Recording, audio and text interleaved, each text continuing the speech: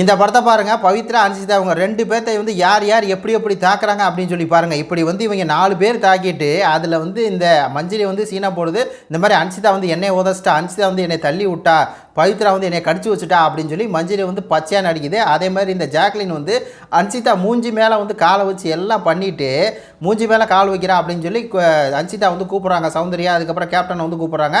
இந்த படத்தை பார்த்தோன்னா தெரியும். அவங்க வந்து விலக்கி விட்றாங்க. ஜாக்லின் போய் அன்சிதா மூஞ்சியில் வந்து கால் வைக்காதா அப்படின்னு சொல்லி இந்த மாதிரி வந்து ஒரு கேவலமாக கேம் விளாட்றாங்க. ஒரு பக்கம் ரயான் வந்துட்டு பவித்ராவை பிடுங்குறான். அந்த எப்படியாவது அந்த முயலை வந்து பிடுங்கிடணும் அப்படின்னு சொல்லி பிடுங்குறான். ஆனால் பவித்ரா விடவே இல்லையே, அன்சிதா விடவே இல்லையே. இவங்க எல்லாம் சேர்ந்துக்கிட்டு ஒரு கேம் வந்து விளையாடிவாங்களாமா. கேம் வந்து விளையாண்டுட்டு அவங்க ஏதாவது நடிக்கிற அப்படின்னா அவன் என்ன நடிக்கிற அப்படின்னு சொல்லி சொல்கிறா அப்படின்னு அதை வச்சு மஞ்சரி வந்து அதை பெருசாக்குறாங்க. அதே மாதிரி மஞ்சரி வந்து பெரிய ஆளா அப்படிங்கிற ஏதோ அன்சிதா சொல்லியிருப்பாங்க போல இருக்குது.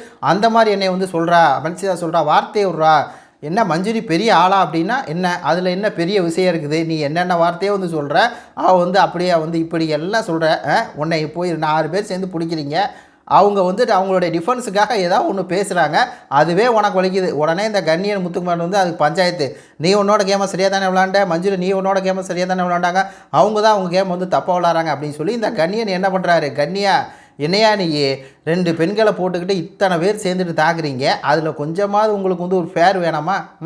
இப்படி பண்ணுறீங்களா அப்போ? ஆனால் இன்றைக்கி வன்சிதாவும் பவித்ராவும் மாஸ் பண்ணுறாங்க. இதில் சௌந்தர்யா வந்து இவங்க 2 பேர் பக்கம் இருக்காங்க. 2வது யார் நேர்மையாக இருக்காங்களோ அவங்க பக்கம் தான் நிற்கணும். இதில் விஷால் வந்து கேப்டனாக இருக்கும்போது கொஞ்சம் இது விலக்கி விட்றான். இல்லாட்டின்னு வச்சுக்கோங்களேன், இந்த மஞ்சுரி அப்படிங்கிற ஒரு அம்மா வந்து அது எப்படி தான் சொல்கிறதில்ல, நான் நடிச்சுக்கிட்டு இருக்கு, அது அப்படமாக நடிக்குது, பொய் சொல்லுது, எல்லாம் பண்ணுது.